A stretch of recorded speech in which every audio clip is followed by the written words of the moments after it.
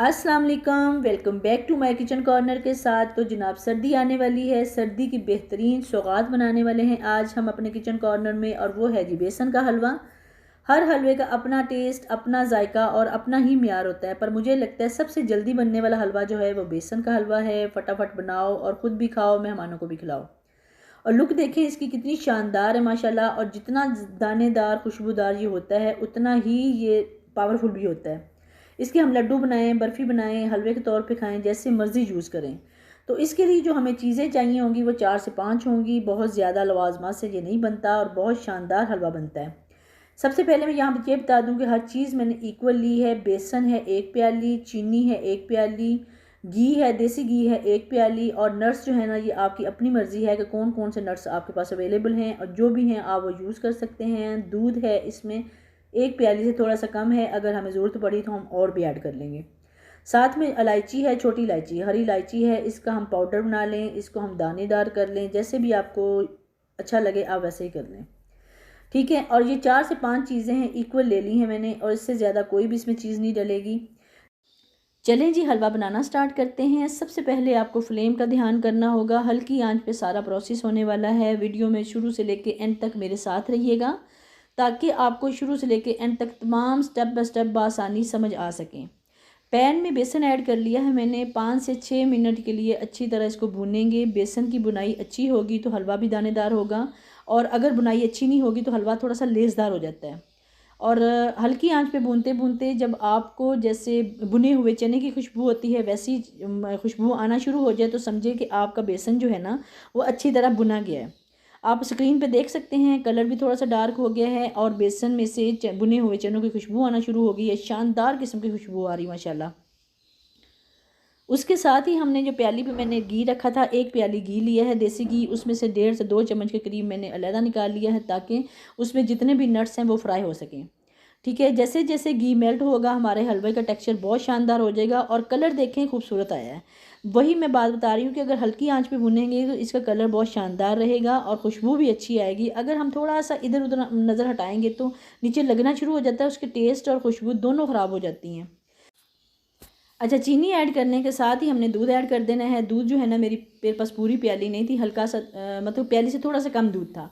जितना दूध कम यूज़ होगा उतना ही हलवा बेसन का ज़्यादा दानेदार बनेगा। अगर हम ज़्यादा दूध इस्तेमाल करेंगे तो उसमें ये है कि वो बिल्कुल टेक्सचर जो है ना वो चेंज हो जाएगा, दानेदार हलवा नहीं बनेगा।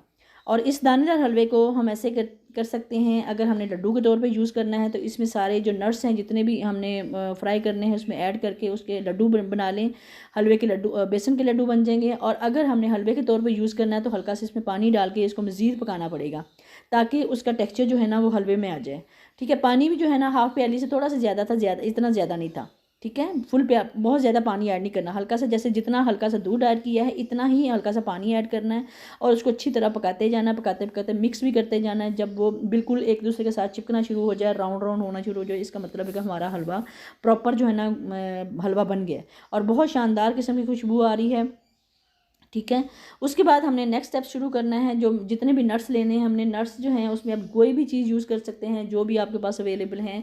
सारे नट्स इसमें पिस्ता, काजू और बादाम, जो भी अखरोट, जो भी आप यूज़ करना चाह रहे हैं कर लें। मेरे पास तो ये थे, बादाम थे, इसमें पम्पकिन सीड हैं, साथ में पिस्ते हैं, और उनको मैंने बरीक काट लिया था। काटने के बाद उसकी लुक देखे कितनी शानदार आई है। अच्छा, इसको कुरकुरा फ्राई इसमें ऑयल में या देसी घी में कुरकुरा करने का मकसद ये होता है कि इस तरह थोड़ा सा इनका ना टेस्ट कुरकुरा कुरकुरा हो जाता है। वैसे डालेंगे तो थोड़ा सा जैसे वो होता है, सिले सिले बादाम होते हैं, सिला सिला सब कुछ लगता है। अगर हल्का सा इसको कुरकुरा करके डालेंगे तो बहुत शानदार किस्म का टेस्ट आता है, और तड़का लगता है जब बहुत ही मज़े की खुशबू आना शुरू हो जाती है। अच्छा, इसमें किशमिश मैंने ऐड नहीं की। अगर हम किशमिश ऐड करना, किशमिश अच्छी तो लगती है, अगर हम ऐड करना चाह रहे हैं तो आप एंड पे किशमिश ऐड करें। अगर हम स्टार्ट में किशमिश ऐड कर देंगे तड़का लगाते हुए तो उसका ये होता है किशमिश फूल जाती है और उसको काला टेस्ट, कलर काला हो जाता है, टेस्ट भी ख़राब हो जाता है। इस तरह हमारे सारे लवाजमात का टेस्ट जो है ना ख़राब हो जाता है। جی تو حلوہ ہمارا بالکل ریڈی ہو گیا ہے اور اب ہم اس کو ڈش آؤٹ کریں گے۔ بالکل کوئک سی ریسپی ہے، 10 سے 15 منٹ لگے ہیں، زیادہ سے زیادہ 20 منٹ لگ جائیں گے اور شاندار قسم کا میٹھا بھی ریڈی ہو جاتا ہے۔ سردیوں کی بہترین سوغات ہے، چائے کے ساتھ انجوائے کریں، جیسے مرضی انجوائے کریں۔ ضروری نہیں کہ ہم بہت زیادہ بنا کے رکھ لیں، تھوڑا تھوڑا بنا کے بھی ہم یوز کر سکتے ہیں۔ جتنا زیادہ تھوڑا بنائیں گے اتنا زیادہ مزے کا لگے گا۔ اور یہ ہے کہ اس کو مزید مستقل پاس کھڑے ہو کے ہلکا ہلکا چمچ لاتے جانا، ہلکی آنچ پر بناتے جانا۔ بہت شاندار قسم کی خوشبو ہے، بہت شاندار قسم کی شکل ہے اور بہت شاندار قسم کا اس کا ٹیسٹ ہے۔ بالکل دانے دار حلوہ ہے، اب ڈش آؤٹ کر رہی ہوں۔ ماشاءاللہ آپ دیکھ رہے ہیں ہر دانہ علیحدہ علیحدہ ہو رہا ہے۔ اچھا یہاں پہ میں ایک اور بات بتانا چاہوں گی کہ جنہوں نے اس میں سوجی کا یوز کرنا ہے 2 سے 3 چمچ سوجی بھی اس میں یوز کر لیں۔ مجھے تو صرف اور صرف بیسن کا حلوہ چاہیے تھا اور وہی میں نے ریڈی کر لیا اور ماشاءاللہ بہت زبردست بنا ہے۔